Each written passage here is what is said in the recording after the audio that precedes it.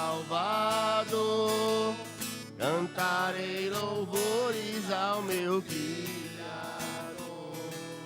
Fico na dispensação do seu amor, firme nas promessas de Jesus.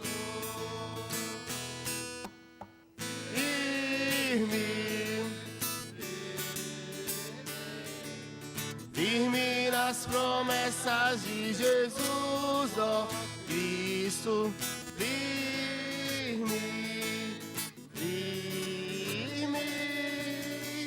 sim, firme nas promessas de Jesus. Firme nas promessas, hei de não parar. Quando a tempestade vem me assolar, pelo verbo vivo hei de trabalhar. Firme nas promessas de Jesus.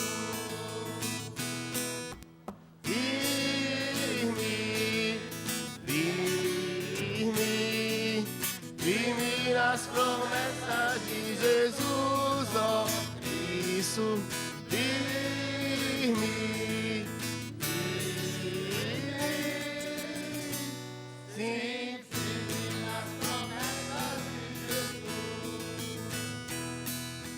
Firme nas promessas, sempre vejo assim, purificação no sangue para mim, plena liberdade em Jesus, enfim, firme nas promessas de Jesus.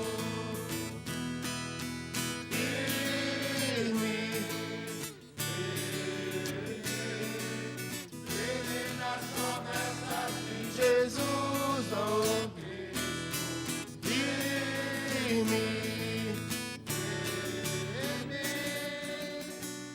sim, firme nas promessas de Jesus, firme nas promessas do Senhor Jesus, em amor ligado com a sua.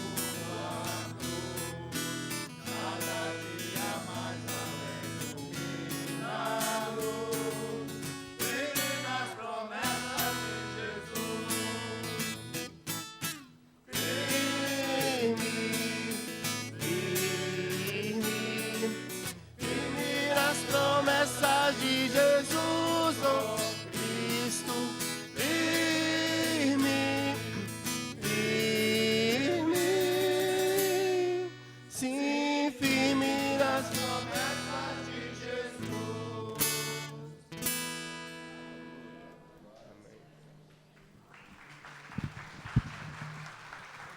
Aleluia.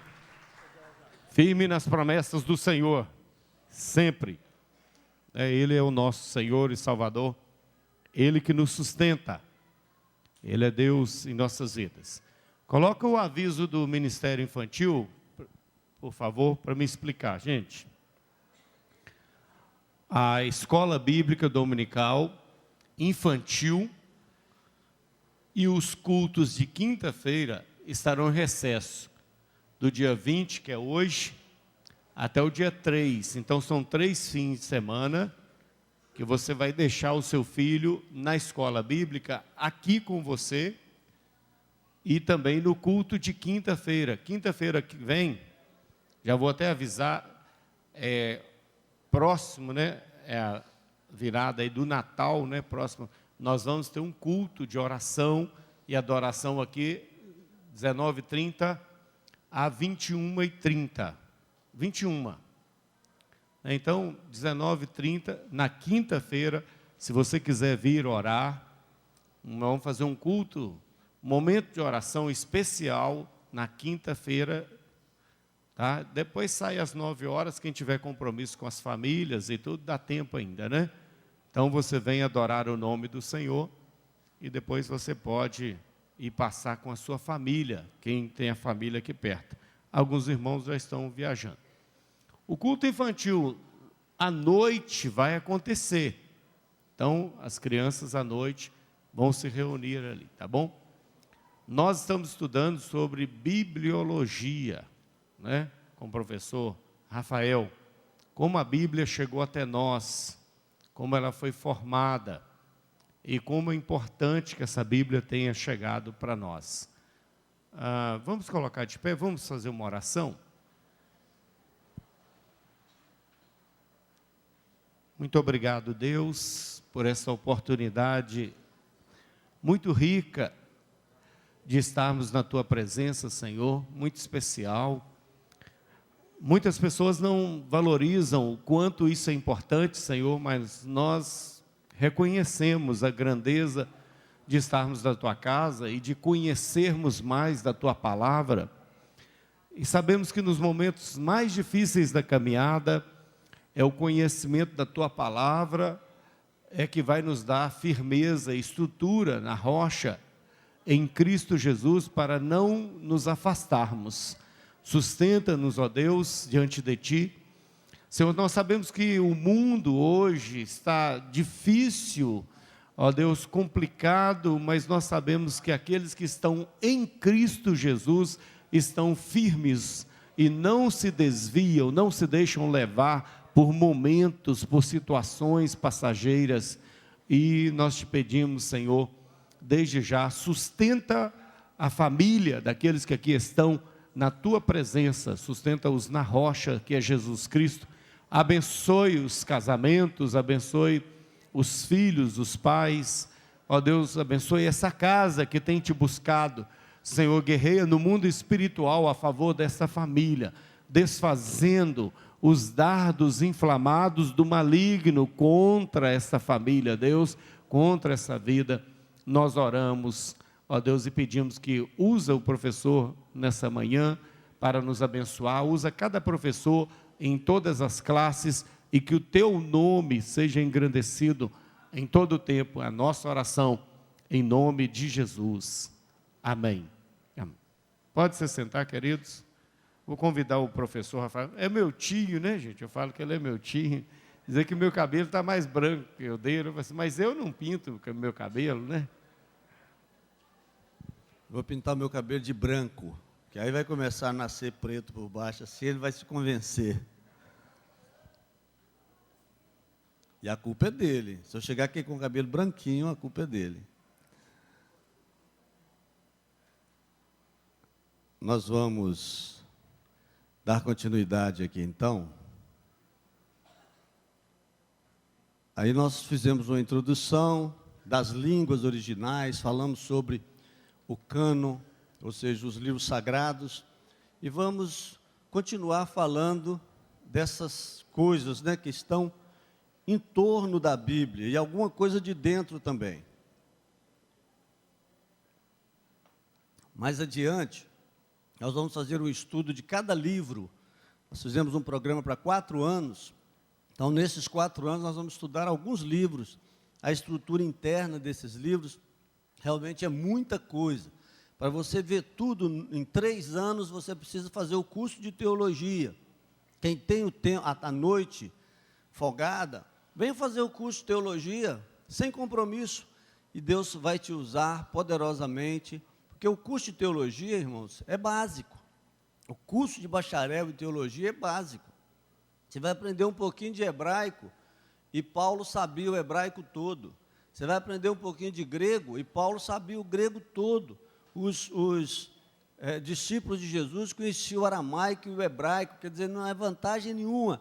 E eles ainda estavam vivendo naquela época, ouvindo as palavras de Jesus. O curso de teologia, ele tenta resgatar um pouco daquele contexto para a gente entender melhor a Bíblia. Aí tem vários livros, você vai estudar teologia bíblica, que você vai estudar livro por livro, você vai estudar teologia sistemática, que vai estudar os grandes temas da Bíblia, só que de uma forma concentrada. Você precisa, em 3 anos, você caminha 20 anos da escola dominical. 3 anos ali na teologia, você caminha 20 anos na escola dominical, se a escola dominical colocasse todas as matérias lá do curso. Mas mesmo assim é difícil colocar essas matérias, porque tem a vida prática que nós precisamos tratar aqui. Então, nem 20 anos, talvez 30 anos, e talvez nem isso.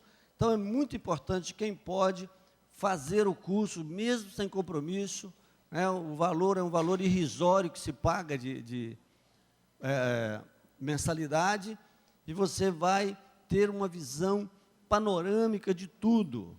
Os professores são pastores, são pessoas abençoadoras, que vão orar com você, que vão melhorar o seu caráter, trabalhando com você dentro da sala de aula, e dando conselhos, e orando, e sendo revelado de coisas que você precisa, além daquele curso, que é o curso de teologia. Mas nós vamos caminhando na escola dominical de uma forma mais pitoresca, de uma forma mais romântica, né? Mais devocional, a escola dominical.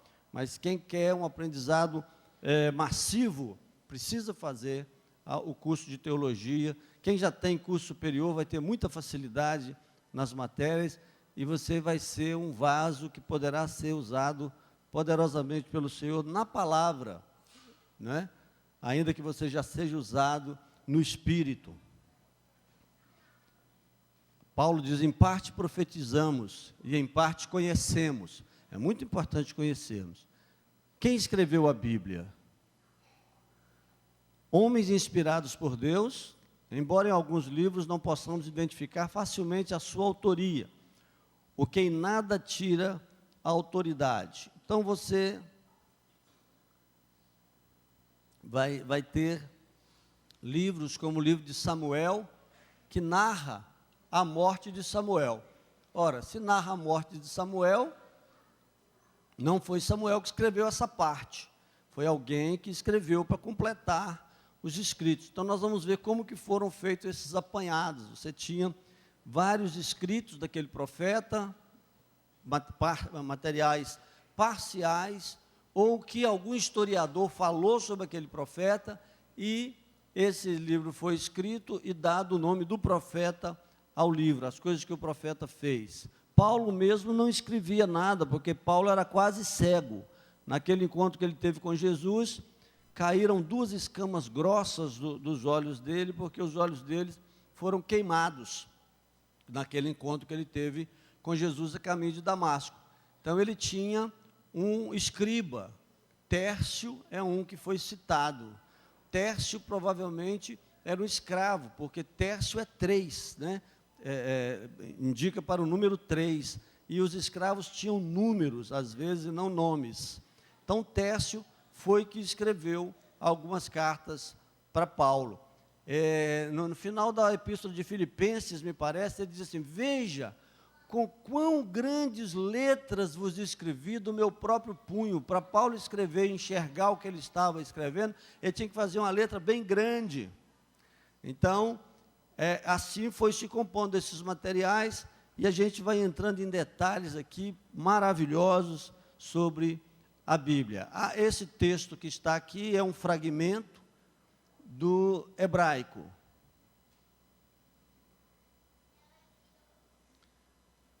Então, no Antigo Testamento, quem escreveu? No cantinho, não sei se vai dar para vocês verem, Moisés. A eles são referidas as principais tradições da libertação do Egito e da aliança com Deus. Moisés era um homem letrado e escreveu muita coisa. Mas ele também tinha escribas, que os 5 primeiros livros são atribuídos a Moisés, que é o Pentateuco, que é o Salvador de Israel, que tirou Israel do Egito, e para eles até hoje eles estão aguardando o Cristo, e Moisés permanece como essa figura importante, e o Cristo dos judeus, vamos dizer assim. Isaías, Jeremias e Ezequiel, profetas que tornaram a consciência crítica de Israel e protagonizaram a esperança da salvação nos momentos de crise, né? Então, esses profetas, Isaías, por exemplo, é chamado profeta messiânico, escreveu cerca de 700 anos antes de Jesus, e ele escreveu muita coisa direta sobre Jesus, a ponto de dizer da aparência de Jesus, a ponto de dizer que pelas suas pisaduras nós somos sarados. Então ele vai escrevendo ali, a partir do capítulo 50, detalhes sobre a vida de Jesus, né? Fala que que ele é a raiz de Jessé, ou seja, é um descendente de Jessé, que é pai de Davi. Então são detalhes, muitos detalhes que Isaías dá, e ele então é chamado de um profeta messiânico. Ezequiel e Jeremias é da época do cativeiro, mais ou menos no ano 600 antes de Cristo. Jeremias vai escrever as Lamentações, Josué, ele tem visões, mas é tudo dessa época em que Judá é levado para a Babilônia, as tribos do sul, porque as tribos do norte já tinham sido levadas 100 anos antes para a Assíria. Davi, protagonista de uma história decisiva para Israel, é chamado do poeta de Deus. Então Davi é o poeta de Deus, ele é um músico de Deus. Davi mandou construir muitos instrumentos para louvar ao Senhor. Ele inventava instrumentos.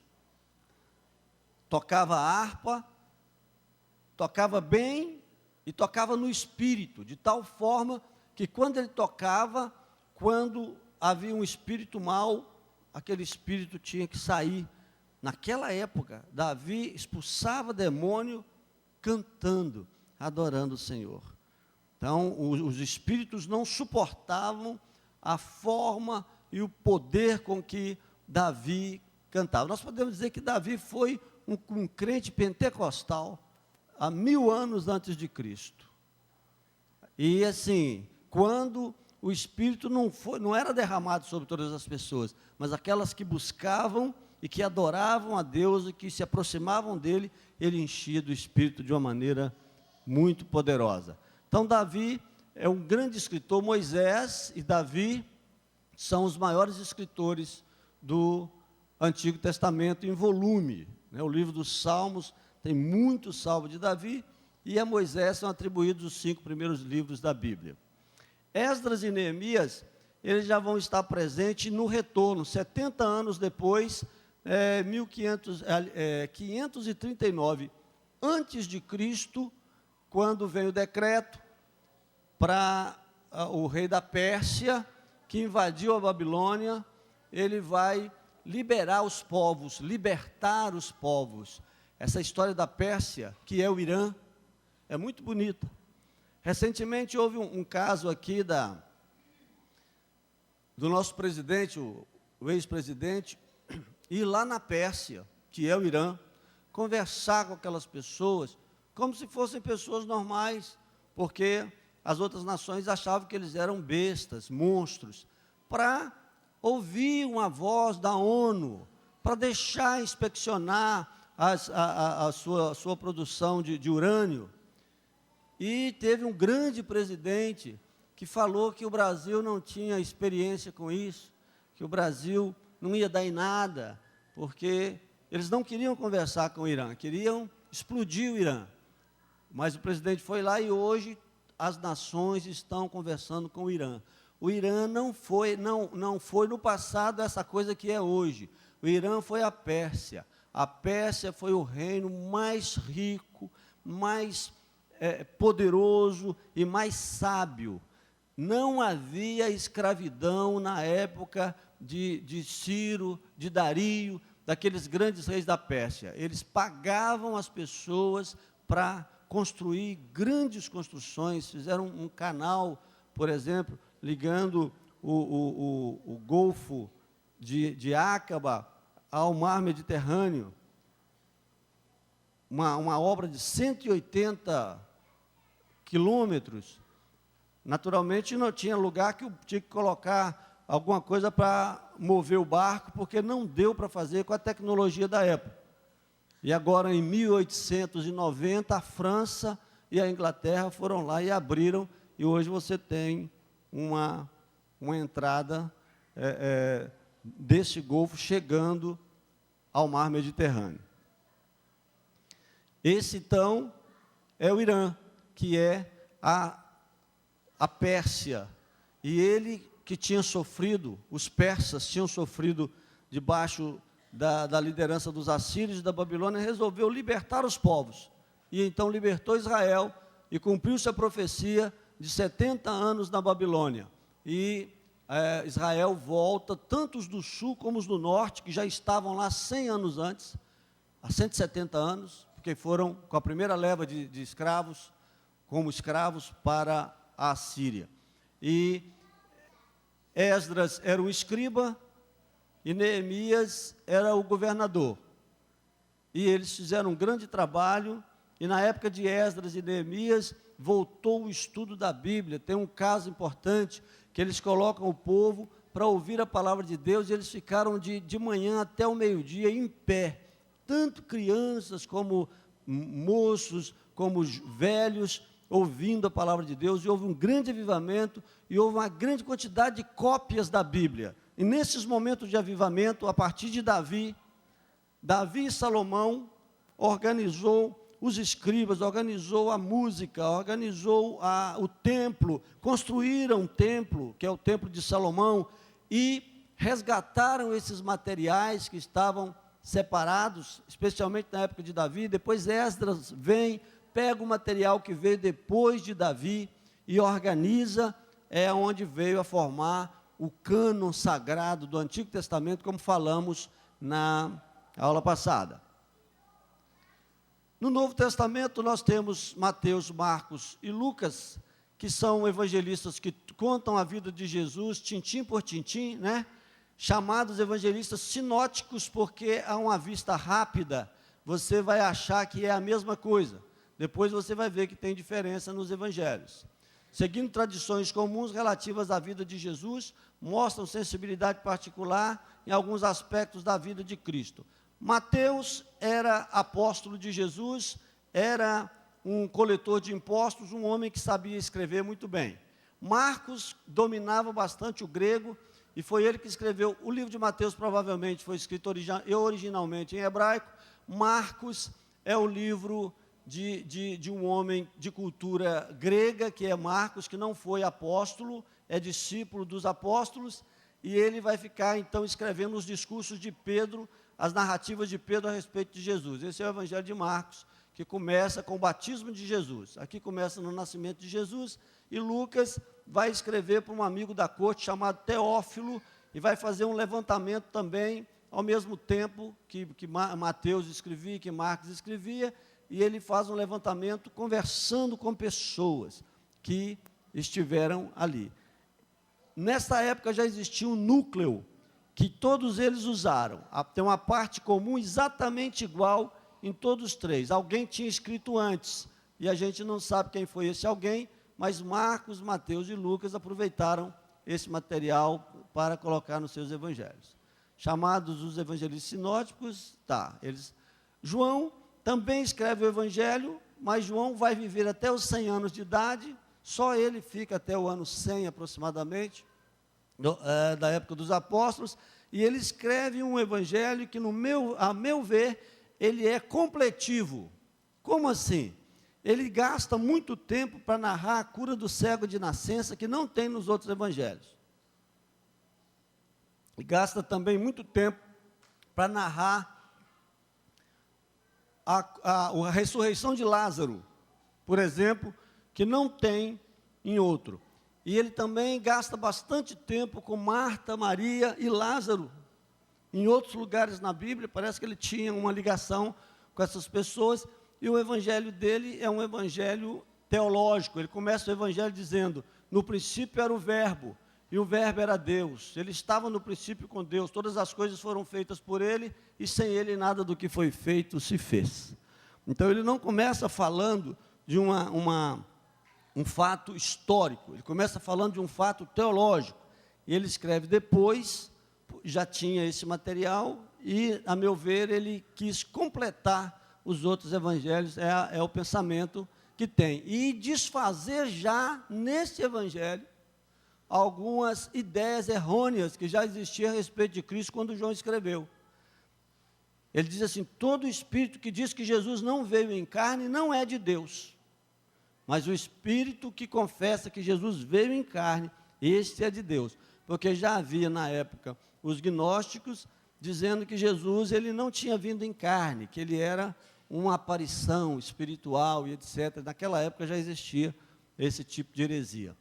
Paulo vai escrever, então, 13 cartas, e ele fica sendo, assim, o maior escritor do Novo Testamento, junto com os evangelistas, em que mostra o diálogo entre o mundo do judaísmo e a cultura greco-romana, na perspectiva de um missionário apaixonado.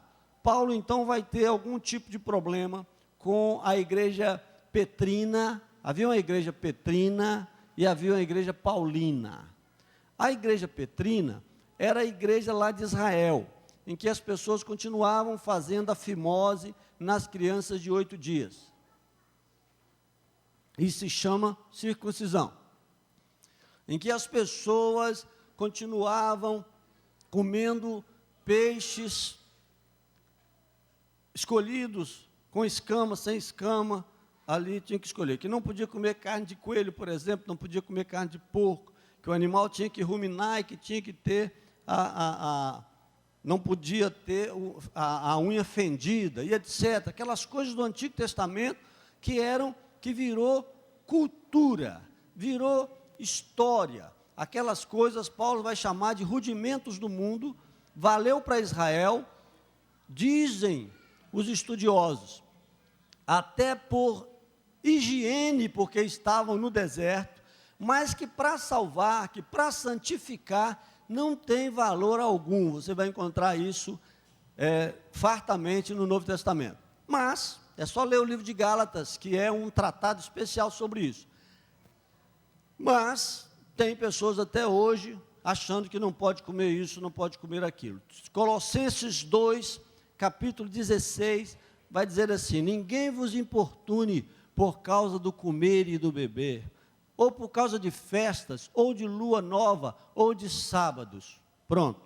Então, isso são coisas para a igreja de Israel. Por quê? Os costumes da terra, que não fazem mal para o espírito, as pessoas podem continuar fazendo. Essa divisão gerou uma necessidade de Paulo ir a Jerusalém, e em Atos capítulo 15, foi feita uma reunião, que é a primeira grande reunião doutrinária da igreja, em que Paulo vai pedir a Pedro e aos demais apóstolos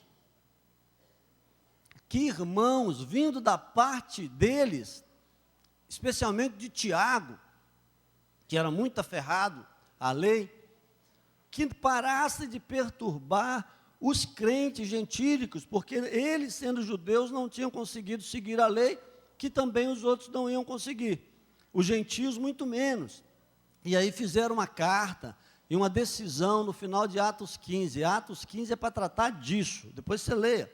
Ele vai dizer assim: manda aos gentios que se abstenham da prostituição e da idolatria e da carne sufocada e do sangue. No demais, vá bem. A carne sufocada e o sangue é a mesma coisa. Eles ainda tinham, os apóstolos ainda tinham dificuldade com o sangue, a questão de comer sangue. Pode comer sangue? Não pode comer sangue? Não pode, porque nós seguimos o Novo Testamento, não tem uma lei posterior, e lá diz que não se deve comer sangue. Isso é a única coisa que ficou do ponto de vista físico. O restante fala da idolatria e da imoralidade.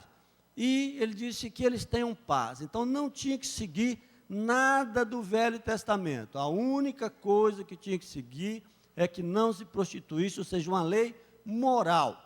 E é por isso que a igreja não precisa seguir. Mas houve essa diferença, gerou um atrito entre Paulo e Pedro, porque Pedro entendia Paulo, foi lá para o meio dos gentios, está tudo escrito na Bíblia, é só ler depois. Ler a Bíblia toda, o Novo Testamento aí. Ele encontra com Pedro, e Pedro começa a sentar com os gentios, e etc., banquetear com eles, mas quando chega alguém da parte de Tiago parece que aquela pessoa ficava vigiando até Pedro. Aí Pedro começa a disfarçar, e Paulo disse assim: eu repreendi a Pedro na cara, eu disse para ele: como que você, sendo judeu, quer viver como gentio, e quer fazer que os gentios vivam como judeu? Paulo era colérico e bravo, nervoso, cheio da graça, cheio de poder, mas era um homem duro, sofrido, e ele então não gostou de Pedro ter se disfarçado e para ficar com o pessoal de Jerusalém. E era um problema para Pedro, porque Pedro tinha que ficar entre as duas igrejas, uma igreja gentílica, que somos nós, e uma igreja judaizante, judaica, mosaica, que era a igreja que veio de Moisés, cheia daquelas leis, e que podiam seguir aquilo como nação, como costumes da nação. E esses costumes, conforme a decisão de Atos 15, não deveriam passar para a igreja gentílica. Ficou resolvido assim, Pedro tinha que ser Pedro ali, porque se fosse Paulo que estava naquele meio ali, não ia dar certo, né? Então Deus já colocou a pessoa certa. Pedro era uma pessoa mais flexível, ele queria entender a Tiago e queria entender a Paulo, só que teve uma hora que deu um problema ali, mas os dois voltaram a ser amigos, e depois Pedro, aliás, nem houve uma cisão, porque Pedro era cheio do Espírito Santo, da graça de Deus, e ele estava naquele lugar mesmo de líder geral da igreja, junto com Tiago e com João. E Pedro vai dizer assim: o irmão Paulo, segundo a graça que lhe foi dada, escreveu coisas difíceis de entender, as quais os inconstantes torcem, e também as demais escrituras para sua própria perdição. É a única parte no Novo Testamento se referindo à palavra de Deus como Novo Testamento. Todas as outras citações são referentes ao Antigo Testamento. Então Pedro dá um testemunho de aprovação ao trabalho de Paulo, e como dava. A grande dificuldade era a dificuldade de costumes, né? Ele diz: se fosse para ser salvo pela lei, então não precisava de Jesus morrer, era só pregar a lei para todo mundo. Paulo dizia sempre isso. Então, para entendermos, quando lermos lá, entendermos isso. Então, Paulo vai ficar aqui, né, fazendo esse diálogo. Na verdade, quem faz o diálogo entre o judaísmo e a cultura grega, que são os gentios, todo mundo era grego. Quando a Bíblia fala grego, não está falando grego da Grécia, está dizendo todo mundo que falava grego. E quem falava grego? Todo mundo. Inclusive o judeu era obrigado a falar grego, porque não se comprava e não se vendia sem falar grego. No mercado se falava o grego, não se falava a língua das nações escravizadas, das nações que estavam sob o domínio romano. Primeiro o grego e depois romano. Como os romanos eram apaixonados pela cultura grega, então implantaram a língua grega, inclusive em detrimento do latim, que é a língua romana. E inclusive os romanos falavam grego, porque a cultura grega é uma cultura apaixonante. Quando você puder, abaixo do History, cultura grega, Império Grego, que você vai ver por que eles se apaixonaram pela cultura grega.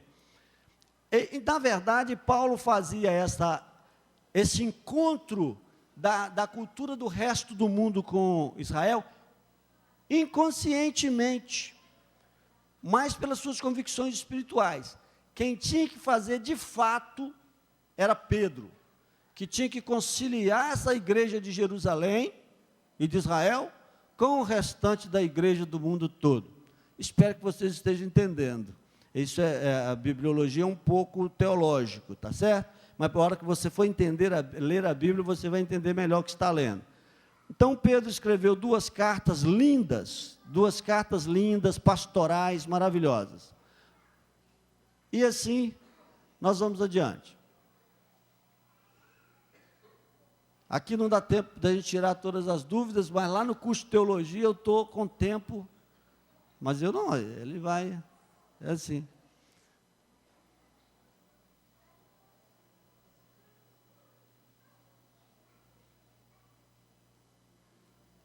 Vocês ficam curiosos para ver o que vem depois, está vendo? E Deus está abençoando vocês. Eu não queria que fosse assim. Então, os suportes da escrita. Os suportes da escrita, desde o princípio, como começou a escrever a Bíblia.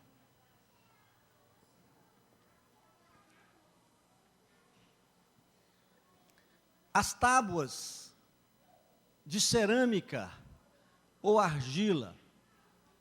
Então você vai ver a biblioteca de um rei lá da região da Babilônia, a biblioteca agora Assurbanipal, com 200.000 tábuas de argila. Eles desenterraram lá e acharam tabuinhas de argila esse rei já era um rei sábio, e ele escreveu a lei, por exemplo, do povo dele,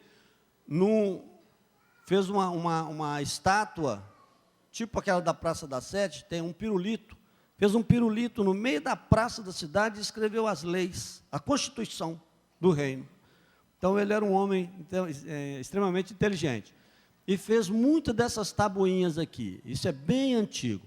Os papiros é uma planta aquática que coloca na água, depois nós vamos ver aqui o processo, e fazia um papelão para escrever.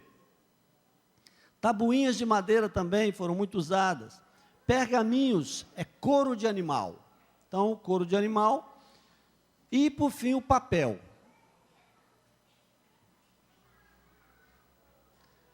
Muito bem. Então, a evolução começa aqui. Está vendo? Ó? Na tábua de argila. Depois, para a madeira. Depois, para o pergaminho. E depois para esse livrão grossão aqui, que é o primeiro livro que existiu, que chama-se Códice. Códice. Existe códice até hoje. Nos primeiros séculos, começaram a se escrever em códice. E existe também fragmentos de pergaminho. O papiro já é mais difícil. Cadê o papiro? O papiro não está aqui. O papiro seria antes aqui, porém ele começou... depois dessa tabuinha aqui, já tinha papiro. Está faltando papiro aqui. Olha lá, tábuas, está vendo? Não é isso aqui não, está faltando aqui. Então, esta é a forma de se escrever na cerâmica. Os meninos vão ficar aqui até o final do ano, né? Estou achando que eu vou passar a linguagem para tudo infantil e vou vir fantasiar de palhaço, que aí eles vão prestar atenção também. Aqui, olha, mas pode ficar à vontade com as crianças, não me perturba, eu acho que perturba vocês. Eu adoro crianças, adoro barulho de criança. Os netos estão lá, eu que dou conta dos netos, porque eu gosto, eu mando gritar dentro do meu ouvido.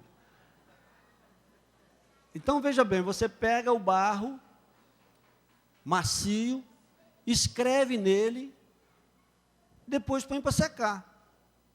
Pôs para secar, se fizer um tratamento com forno, aí aquilo nunca mais acaba, como aconteceu com a biblioteca de Assurbanipal.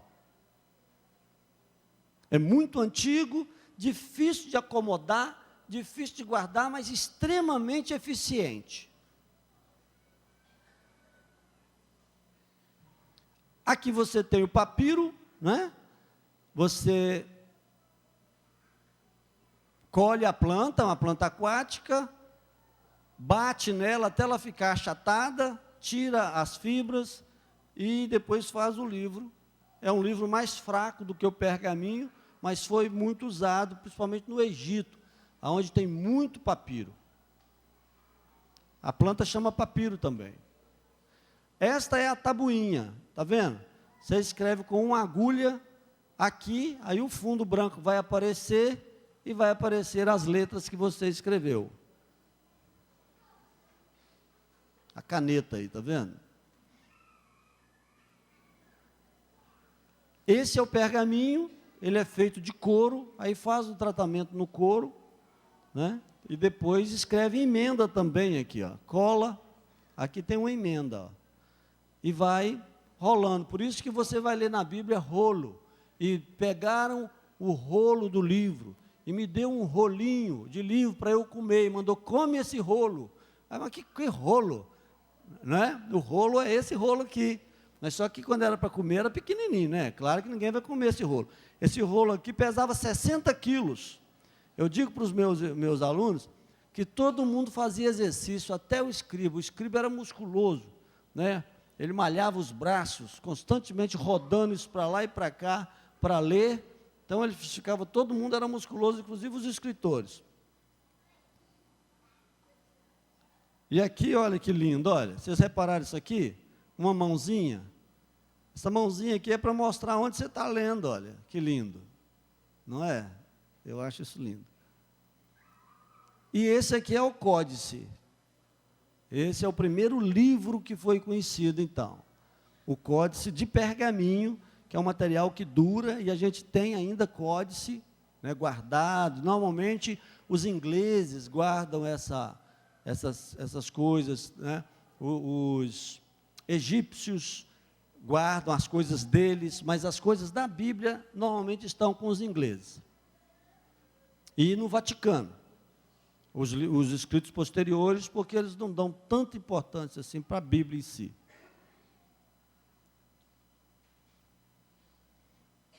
Aí, ó, foi de novo.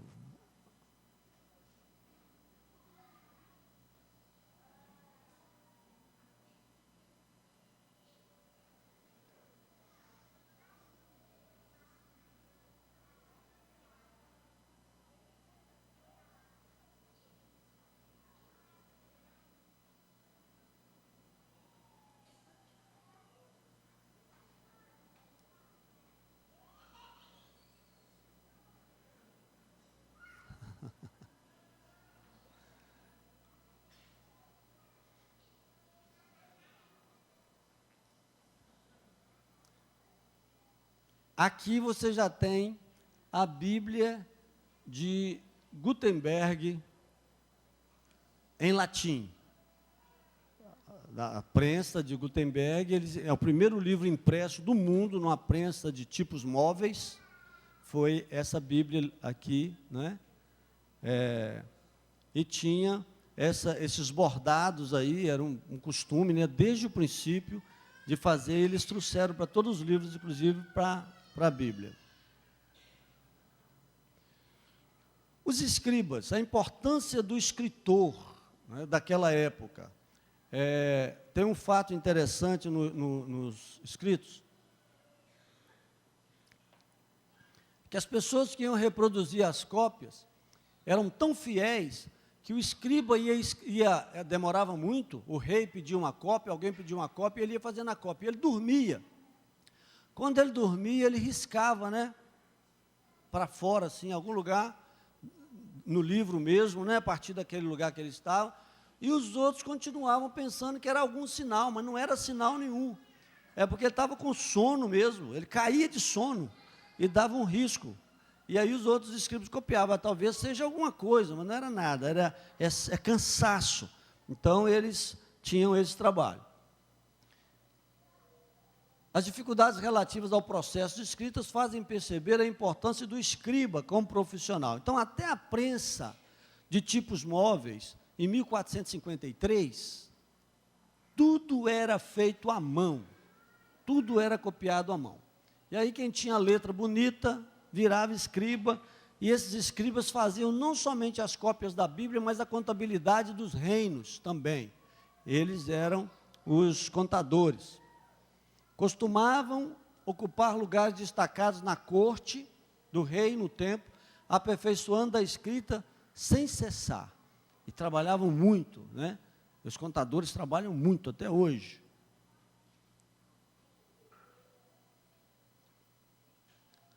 Tendo seus escritórios nos lugares centrais, os escribas eram procurados para a escrita de cartas, contratos, testamentos e documentos legais. Aqui você tem um escravo, escriba.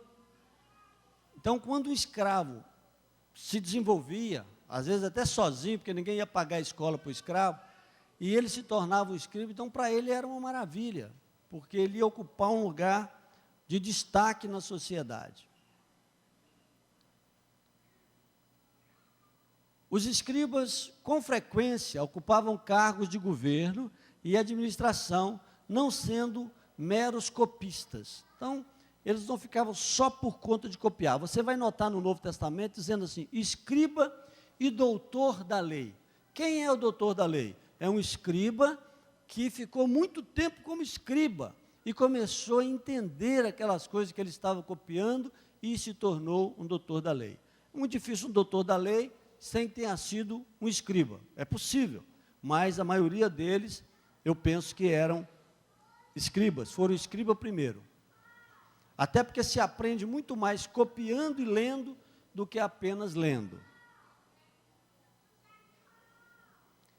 Os escribas elaboravam registros e arquivos organizava o censo da população para a cobrança de impostos. Toda a escrita, né, era feita por eles. Estavam sujeitos às regras muito exigentes no dia a dia, especialmente no controle das cópias com os originais. Então, tinha que ser perfeito. E eles conseguiram, assim, muita capacidade nessa coisa de fazer essas cópias da melhor forma possível, porque as pessoas iam ler e comparar. Todo mundo queria um livro igualzinho ao outro, mas não tinha gráfica, não tinha xerox. Entenderam? Então, a vida era difícil, nesse sentido. Em outro sentido, era boa. No interior da narrativa bíblica, o escriba que alcançou maior relevo social, político e religioso foi Esdras. Esdras, livro de Esdras, escriba Esdras, retorno da Babilônia, o escriba mais famoso da Bíblia. Só vocês sabem disso, está vendo? Quem não veio na escola não vai saber disso. Pelo esforço de passar a escrito todas as tradições do seu povo, ou reunir escritos dispersos, conseguiu unificar muitas memórias do passado. Então, Esdras, naturalmente que não foi sozinho, mas ele era o escriba-chefe, ele conseguiu reunir todo aquele material, até a época dele, que foi no ano 500, mais ou menos, antes de Cristo, portanto, há 2.500 anos atrás, ele fez um trabalho muito bom no sentido de aglutinar todo aquele material de Israel que estava disperso, especialmente a partir de Davi, porque Davi já tinha feito uma aglutinação desde Moisés. Aí Esdras vem, mas tudo é um trabalho de Deus para que a Bíblia chegasse até nós. O título desse estudo é Como a Bíblia Chegou até nós, não é? Então, é isso aí. E aqui você tem um escritório, está vendo? Onde colocavam livros enormes, tinha que ser pequeno aqui, ó, e bem reforçado, e o escriba trabalhando aqui com o livro no colo. Às vezes trabalhava em mesas, às vezes trabalhavam com o livro no colo, dependendo da região, do lugar, do costume.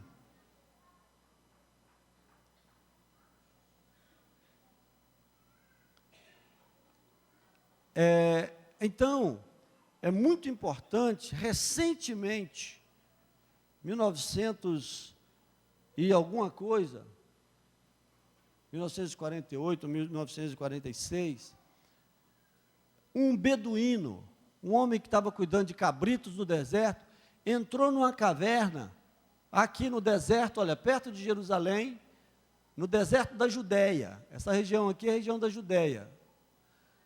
Ele entrou numa caverna e achou uma preciosidade que veio, inclusive, confirmar a Bíblia. São os manuscritos de Qumran, tá certo? Ou Qumran. Essa região chama Qumran. E aí, ele vai levar a tese, é que na época da invasão romana, o pessoal de Jerusalém desceu para o deserto e escondeu isso aqui. Isso é uma das teses. E escondeu os escribas, fugiram com os livros. Quando viu que Jerusalém ia ser tomada, fugiram, e era uma descida. Jerusalém ficava aqui a 800 metros, e o Mar Morto, ele já estava a menos 400 metros. Então, a descida de 1.200 metros, mais ou menos nessa região aqui, uns 40 quilômetros. E eles esconderam esse material lá. E é o material mais antigo que se tem, de alguns escritos bíblicos. Então, os manuscritos de Qumran, o conjunto mais significativo de cópias encontrado em ânforas de barro, 1946, encontram-se textos minuciosamente copiados desde o século II a.C. Então, são cópias antiquíssimas, do ano 200 antes de Cristo, mais ou menos. Então, você tem aqui uma cópia de Isaías, do finais do século I. Então, você, antes de Cristo, né? Aqui você tem de 1 antes de Cristo a 1 depois de Cristo. Então, tinha escritos lá, cópias de 300 anos de história. de escribas, história de escribas. O material era material bíblico e outros materiais também. Aqui você está vendo uma caverna que fica lá nas rochas calcárias de Qumran. Como até então os textos hebraicos do Antigo Testamento mais antigos eram do século, olha, os textos hebraicos mais antigos eram do século X, do ano 1000 da nossa época. E aí você vai encontrar lá do ano menos 200 ou menos 100. Houve muita expectativa se estariam muito modificados ao longo dos séculos. Mas o que chegaram à conclusão? Que eles estavam exatamente iguais. 1200 anos depois, as cópias estavam exatamente iguais. Por quê? Porque Deus vela sobre a sua palavra para cumprir. Ele disse: eu sou Deus que velo sobre a minha palavra para cumprir. Aqui você tem o tipo de ânfora. Olha que negócio bonitinho que eles já faziam. E só preservou porque ficou tudo guardadinho assim. Agora estão guardadas em outro lugar, naturalmente, né? Os manuscritos de Qumran revelaram diferenças mínimas em relação às cópias mais recentes da Idade Média. Isto ajudou a mostrar o rigor e a precisão do trabalho de cópia da Bíblia ao longo dos séculos. Esse é o trabalho que o Espírito Santo faz, a detrimento de reinos, que destroem livros, que destroem bibliotecas, que destroem religiões, que destroem tudo que vem à frente. Deus continua fazendo um trabalho, porque Ele tem compromisso com a palavra dEle até o fim, até que tudo isso acabe. Eu estou louco para acabar. Os evangelistas, a memória do Evangelho. Houve uma grande preocupação das comunidades cristãs primitivas em conservarem a memória das palavras e dos fatos relativos à pessoa de Jesus. Então, Lucas, por exemplo, ele faz entrevistas. Faz entrevistas com pessoas que conheceram Jesus, que viram Jesus, e juntou todos aqueles fatos e escreveu muito perto da morte de Jesus, alguns anos só após a morte de Jesus. Os 4 evangelistas, agora aprofundando um pouquinho mais, representam o esforço de memória da fé, de instrução para as comunidades futuras, passado a escrito. Então, nós já até falamos, né? Houve uma preocupação em tornar isso escrito para que chegasse até nós, mas também Deus, né? Porque Jesus não mandou ninguém escrever, interessante, a não ser o Apocalipse, que o Espírito Santo vai dizer a João: o que vês, escreve. Ele não manda, mas e não começou a escrever logo que Jesus morreu, ou durante a vida de Jesus, foi algum tempo depois. Alguns dizem que Paulo começou a escrever antes que os evangelhos começassem a ser escritos. Paulo já começou a escrever as suas cartas. Alguns dizem que a carta de 1 Tessalonicenses foi o primeiro livro a ser escrito. E alguns dizem que a carta de Tiago é que foi a primeira carta a ser escrita. Isso vai ser muito difícil, só se a gente perguntar lá no céu para saber, porque elas não têm data, né? Não é como hoje que a gente escreve e põe data em tudo. E a gente escreve e põe data hoje por causa disso, para as pessoas no futuro saberem quando que foi escrito. Então nós temos aqui uma reunião, né, e era bem assim mesmo, as mesas dos judeus eram baixas, e eles se assentavam em almofadas no chão e comiam nessa altura aqui. Não eram mesas como as nossas hoje, que tem a cadeira alta, né? Eles ficavam mais perto do chão. Aí você entende por que a mulher beijou os pés de Jesus, né? Sentava, põe o pé para trás, e ela começou a beijar aqui, ó. Está vendo? Então, às vezes, eles ficavam nessa posição, assentados e conversando. Já na Idade Média, e a Idade Média vai do ano 400 ao ano 1400, essa relação entre a escrita e a cultura e a fé dominam na Idade Média. Então aí você vai continuar fazendo as cópias, mas nós vamos entrar numa era chamada a Era das Trevas. São 1000 anos de trevas, de escuridão, e por incrível que pareça, de domínio de uma igreja dita cristã, e em que as pessoas haviam uma interpretação equívoca já do Novo Testamento e também do Antigo, e que as pessoas que fugiam àquela regra, daquela interpretação equivocada, inclusive os anabatistas, que ficaram fugidos desde o ano 200, pelas montanhas, pelas cavernas, que vieram originar os batistas.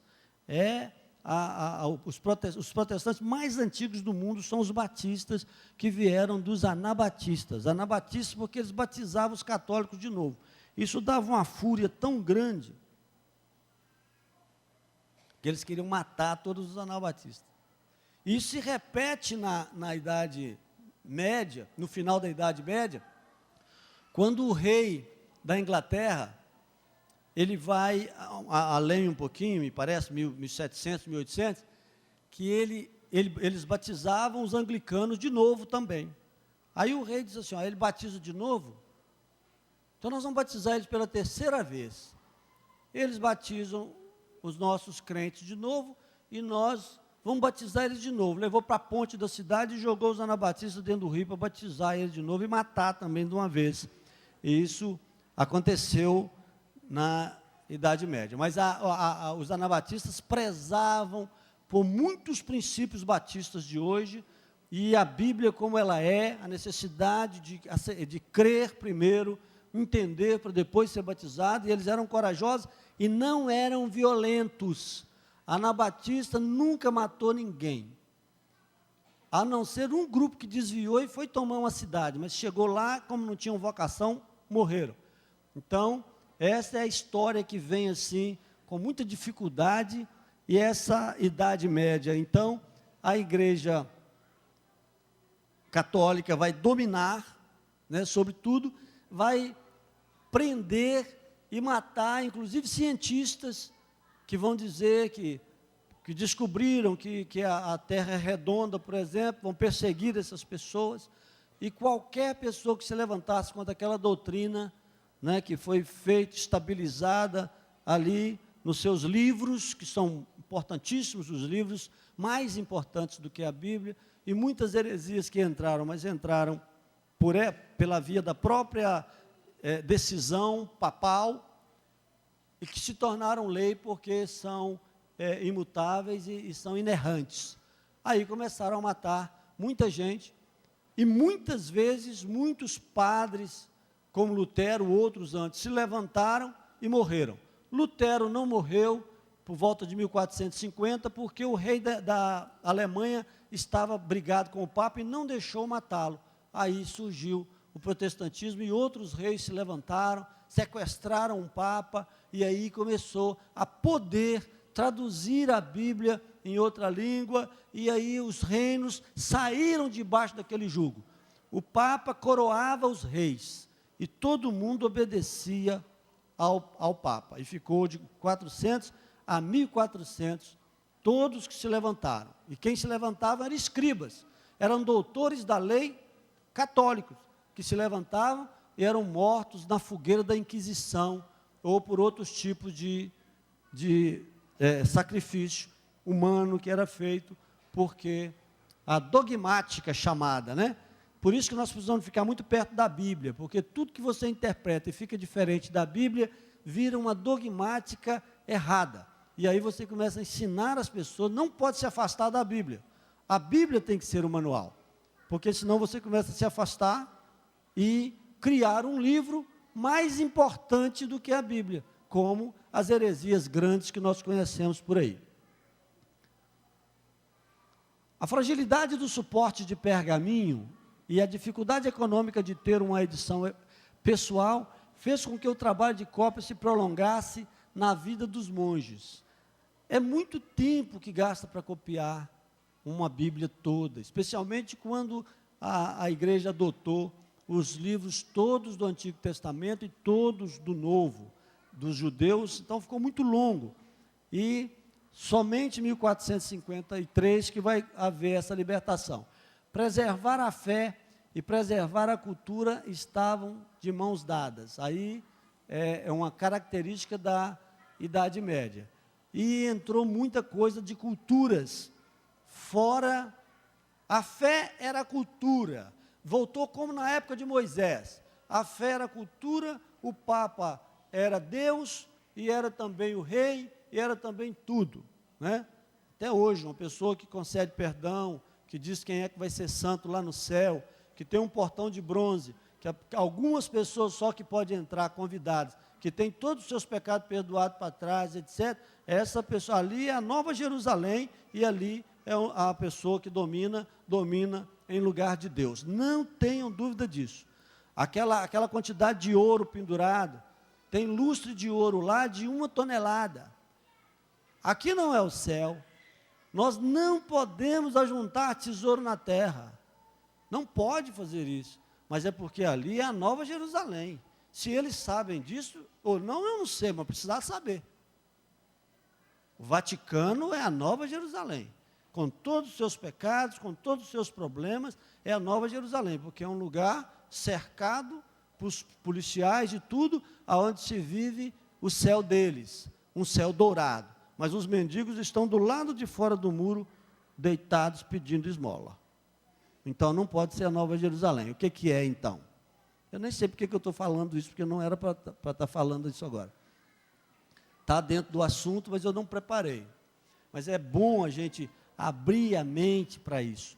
Existe 12 bilhões de dólares em ouro pendurado no Vaticano. 12 bilhões de dólares. Né? A igreja de Jesus não pode viver desse jeito. E tantas outras coisas doutrinárias que são muito pior do que isso. Né? Porque com ouro também já tem igreja evangélica. Aí de onde vem a palavra escritório? Ó? Scriptorium. O lugar da atividade de escrita torna-se uma dependência central nos mosteiros.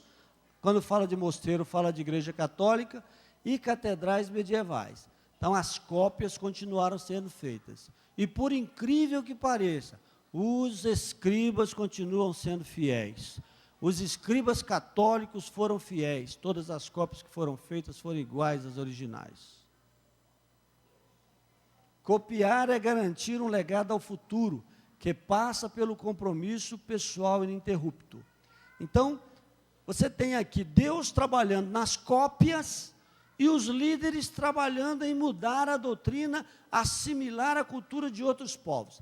A Maria, a mãe, a rainha do céu, é Ísis, com procissão e tudo. Ísis lá no Egito, uma outra deusa anterior, lá da Mesopotâmia, tinha procissão e ela era chamada rainha do céu. Não tinha mulher. No Novo Testamento, Jesus escolheu 12 homens, mas eles colocam porque os outros povos tinham deuses. E uma visão católica é que todo mundo é igreja. Basta batizar a sua criança. E eles começaram a trazer pessoas para a igreja, então, que não eram convertidas. E eles começaram a ser forçados a colocar coisas das outras religiões. E aí foram se afastando da Bíblia. Leia sobre Ísis, a deusa Ísis, a rainha do céu. Que você vai ver de onde veio essa ideia de Maria ser a rainha do céu e a mãe de Deus. Os copistas medievais ainda, medievais da Idade Média, do ano 400 ao ano 1400. De alguma forma, o esforço de tornar acessível a Bíblia a maior número de pessoas permitiu que muitas outras obras da cultura clássica e medieval tivessem uma difusão admirável, muito antes da generalização da imprensa. Aí, outros livros foram escritos, outros livros foram copiados e a cultura foi aumentando.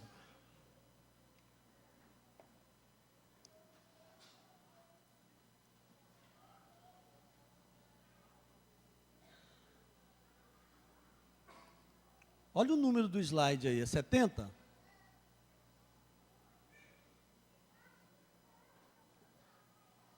Terminou aí? Ah, sim. A Bíblia e o mundo atual. Então fomos para a Idade Média, agora estamos no mundo atual. O poder da mensagem do livro. Então hoje o que nós temos? Um mundo de contrastes. Aí estamos falando de pós-modernidade, já estamos falando de 1900. Oi? Tem outro antes?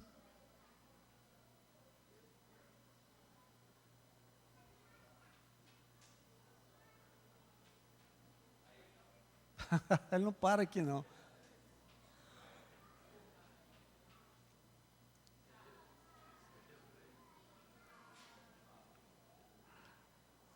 Semana que vem nós vamos colocar o meu passador aí, acho que vai dar certo.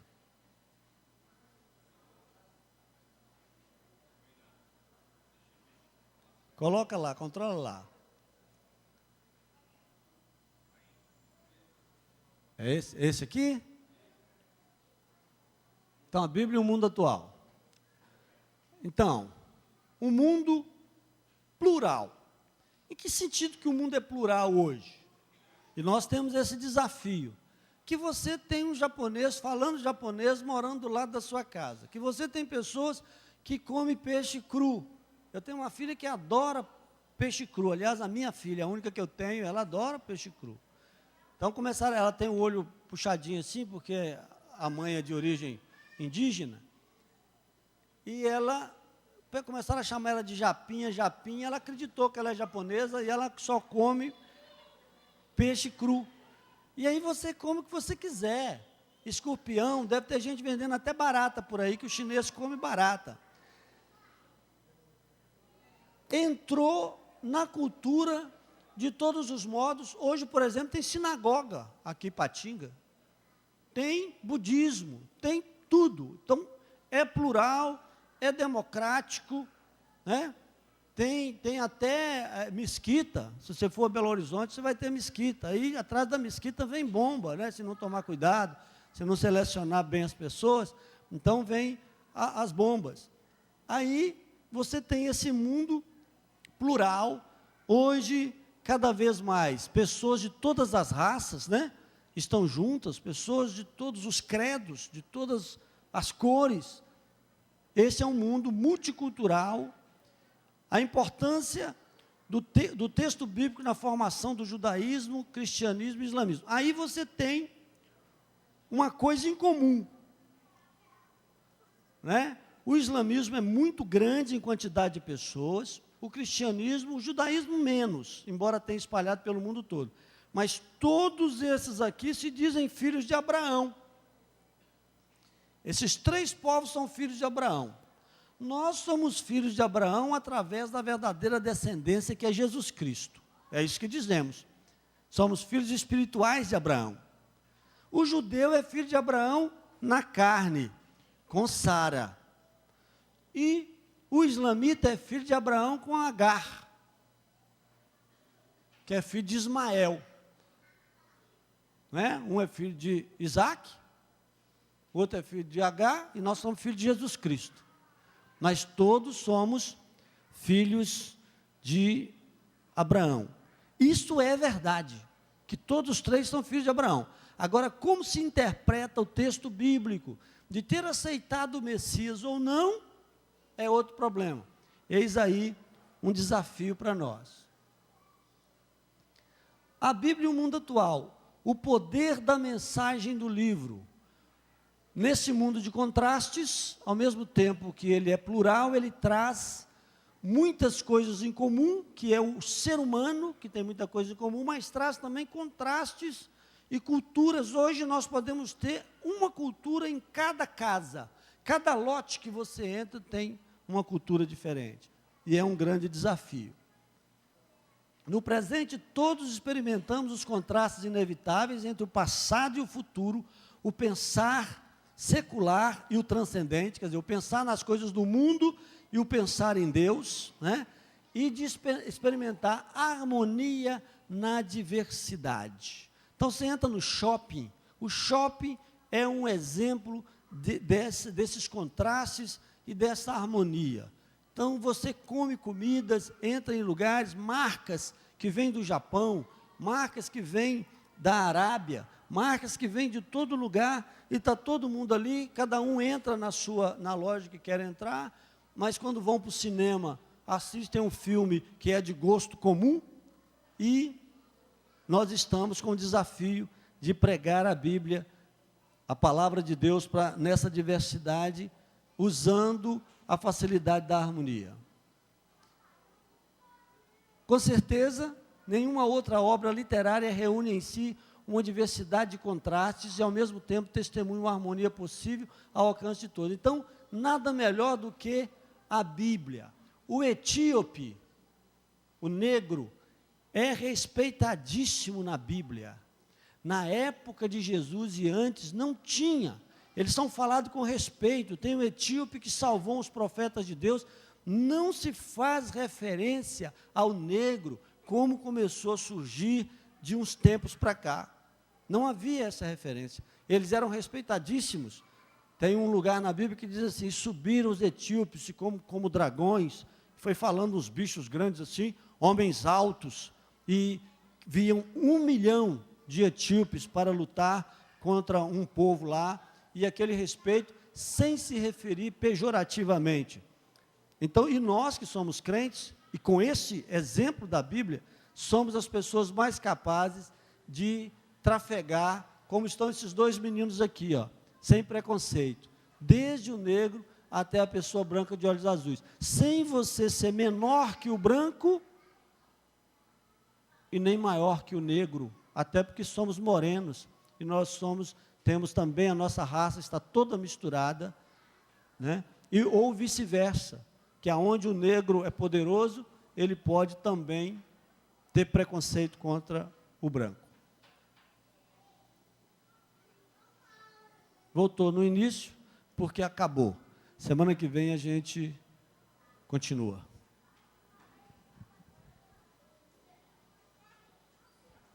Muito bom, queridos.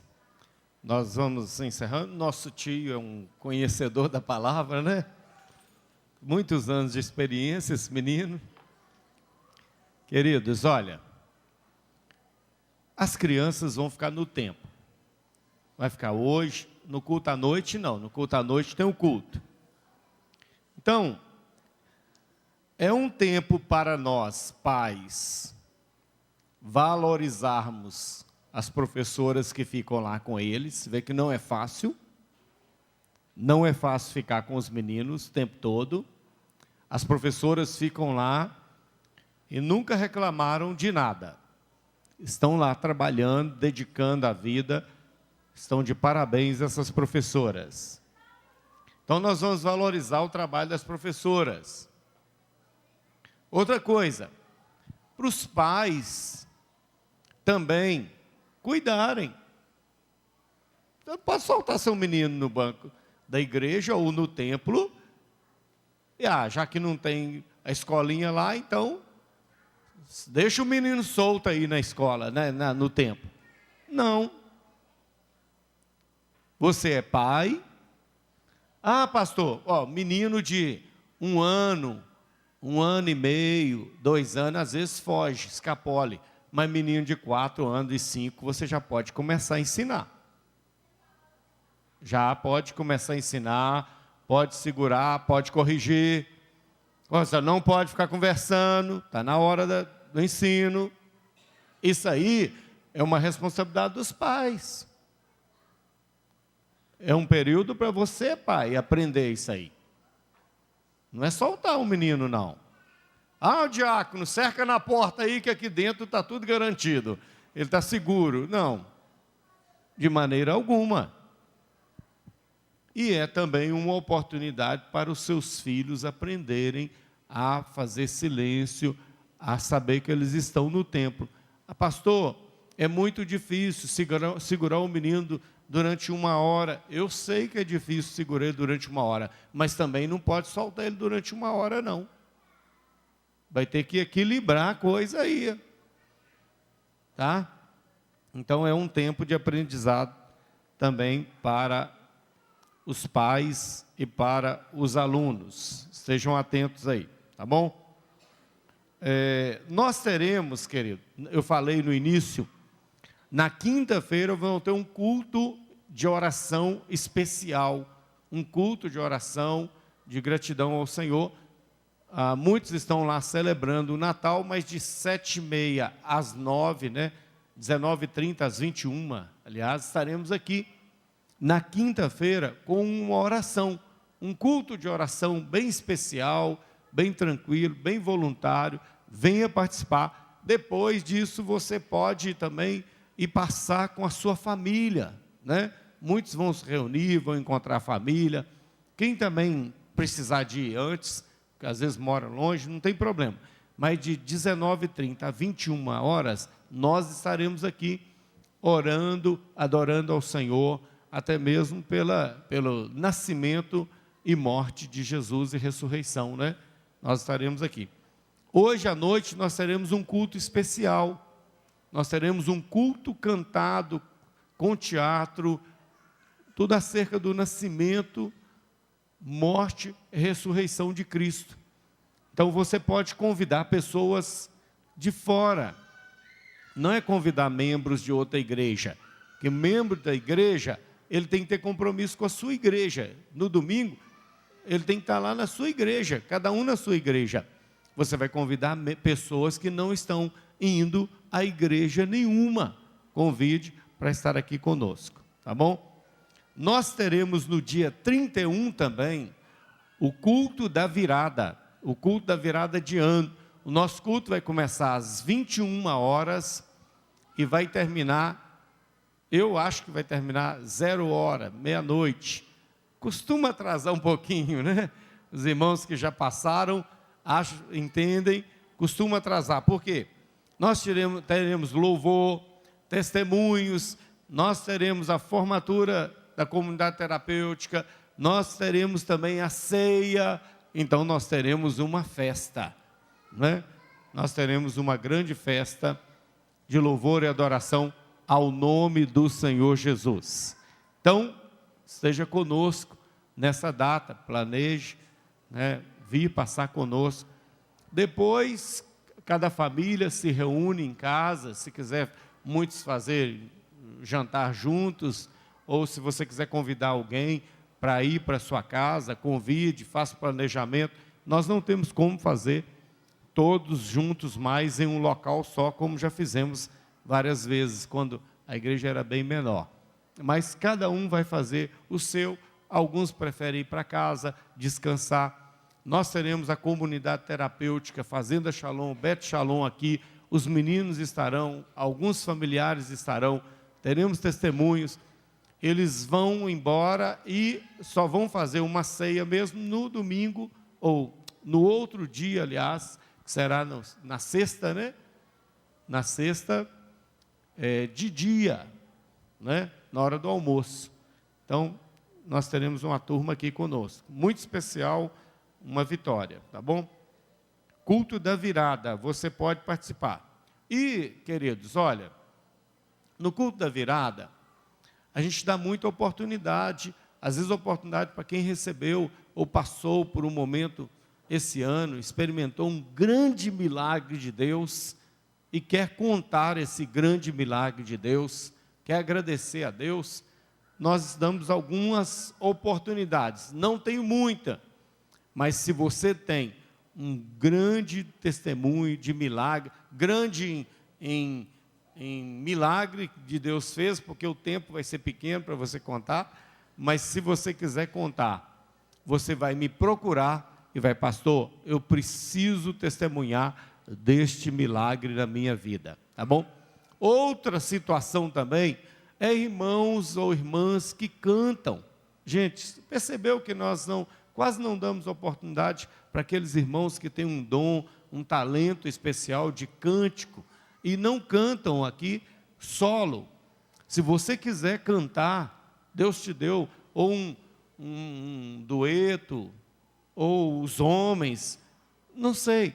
Se você quiser cantar e Deus te deu como um talento, venha, me fale e eu vou colocar aí o seu nome escrito aqui na programação, tá bom? Se eu não colocar o seu nome na programação, no dia da festa, você vai chegar e vai falar, pastor, me coloca aí, eu vou ter que te dizer, eu não vos conheço naquele dia, entendeu?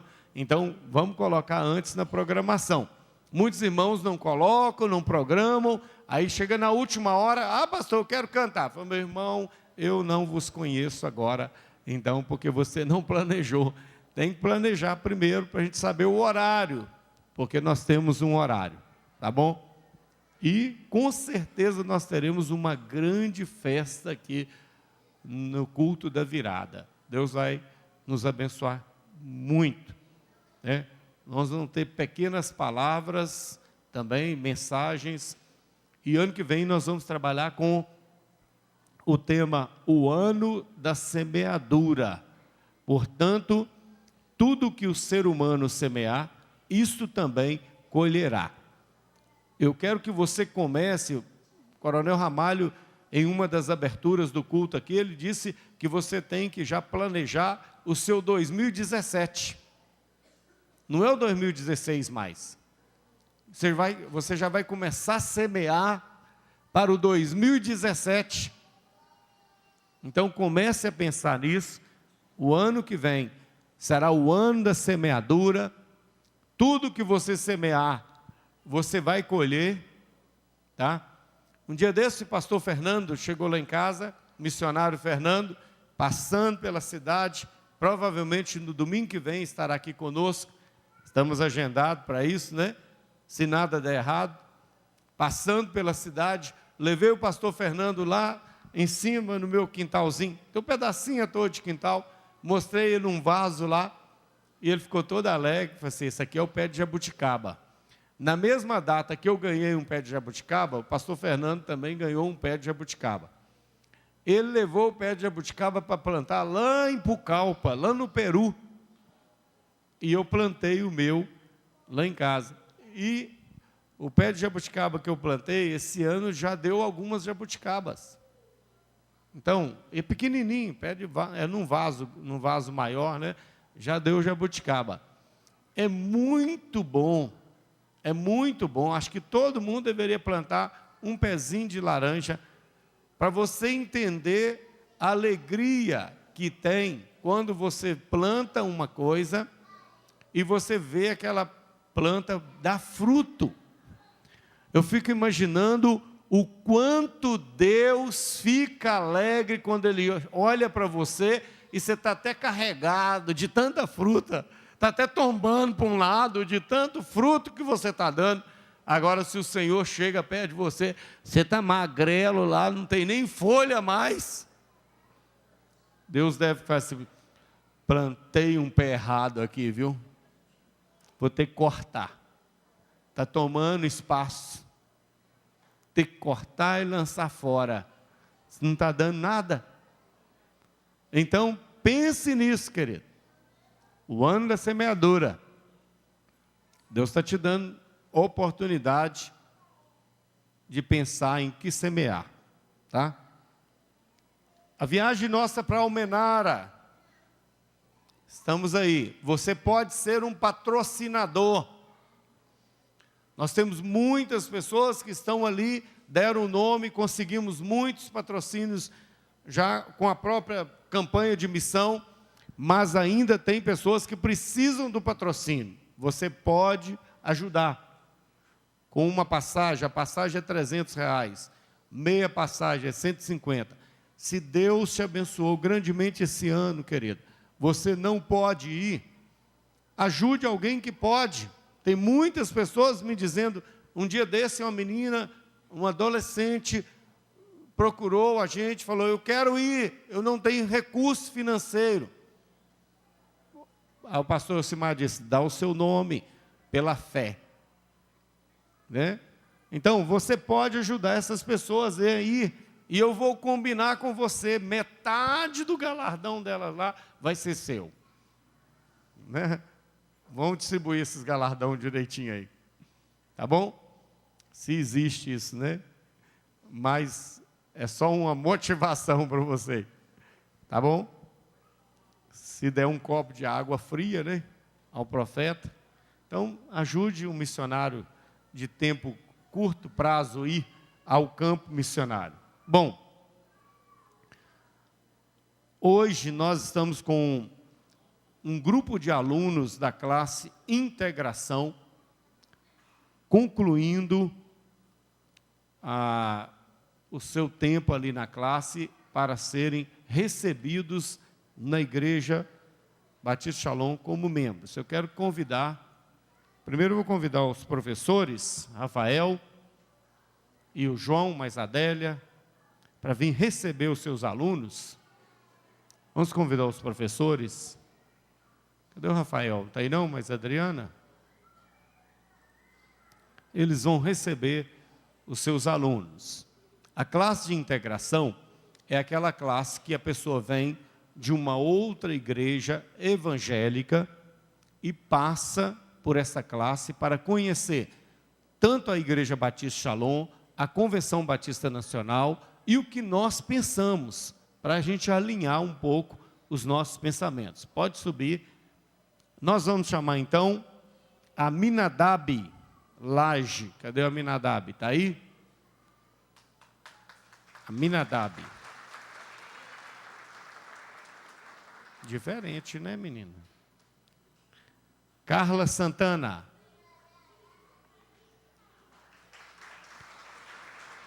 Flaviana Lucas. Jeremias Fernandes. João Messias. Leandro Marcelino. Só gente bonita, né? Luciana Felipe. Nádia Regina. Cadê a Nádia Regina? Renilda Aparecida. Rodrigo José. Rubiana Oliveira. Samuel Casimiro. Sandra Lima. Selma Pereira. Pode vir para cá aqui. Selma Pereira. William Andrade. Esses irmãos é que concluíram o tempo deles na classe. Nós queremos dar a ele boas-vindas, a eles. Cumpriram com as lições. Acho que eles tiveram até um churrasco ontem, né, gente? Já começaram bem, né? Tiveram um social ontem ali no terraço. Sejam bem-vindos. Nós queremos somente saber se estão conscientes dos compromissos com a Igreja Batista Shalom, de representar a igreja dentro e fora, como membros da Igreja do Senhor, né, com compromisso diante da igreja. Amém? Professores, estão bem seus alunos? Nós queremos também colocar à disposição deles para nos procurarem, né? Nós temos vários atendimentos na secretaria. Hoje é impossível a gente fazer como aquele modelo antigo, que eu gostaria muito de fazer, de todo mês, pelo menos, eu sentar na casa de cada membro da igreja, tomar um cafezinho com eles, conversar. Se eu pudesse fazer isso com cada membro, eu faria. Eu acho que é muito especial isso aí. Mas eu não posso, não dou conta mais. Nem que a gente tenha 10 pastores hoje, dá conta de fazer isso. Mas nós estamos à disposição. Às vezes as pessoas falam assim, não vão procurar o pastor não, porque ele tem muita coisa já. Mas nós temos vários pastores, então vários líderes. Ano que vem nós vamos trabalhar com mais líderes. Procure-nos, qualquer dificuldade, pode nos procurar, pode marcar na secretaria, nós estamos à disposição. Nós queremos uma igreja saudável, uma igreja fortalecida no Senhor.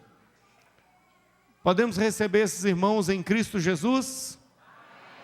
Serão recebidos na próxima reunião administrativa, né, oficialmente, mas nós queremos orar por eles. Quero convidar o pastor Adriano, quero que você fique de pé.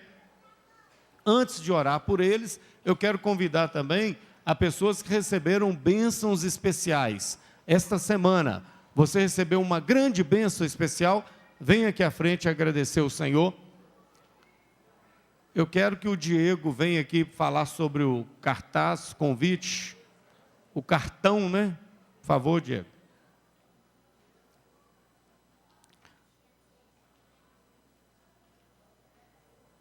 E depois o pastor Adriano vai orar.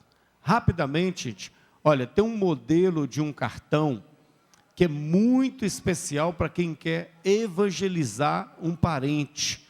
Pastor Renato que desenvolveu com o CD, Diego vai te explicar direitinho como funciona, esse menino é muito inteligente, vai te explicar e você vai poder adquirir e dar para um parente seu. Tem um custo que foi exatamente o custo para fazer esse cartão e esse custo será investido em novos cartões.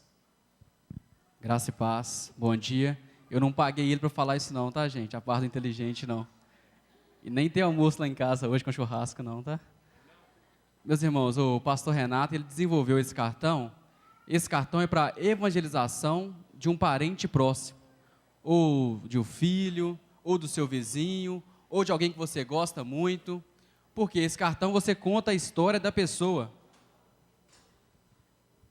Ele é dividido em partes da vida, nascimento, infância, juventude e o tempo passado, né, que é o tempo do pessoal mais velho, né? Então ele conta todos os detalhes, tudo. Então ele é um cartão que aborda todos os pontos, todos os temas. Ele é um cartão que o diferencial dele é que a pessoa não joga fora, ele guarda. Dentro desse cartão tem esse CD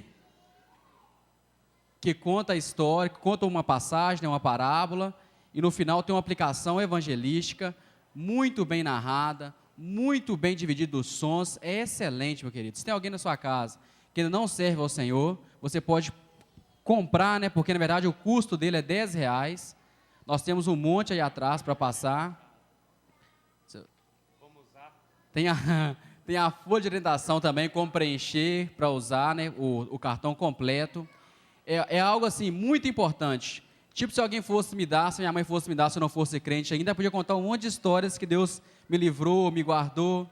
Se tem alguém na sua casa que ainda não tem o Senhor Jesus Cristo, é uma forma excelente para a evangelização, de uma forma que você entrega, a pessoa escuta e ela não vai ficar de maneira nenhuma lembrando, né, dos seus erros dentro de casa. Ela vai simplesmente gostar do presente que você deu.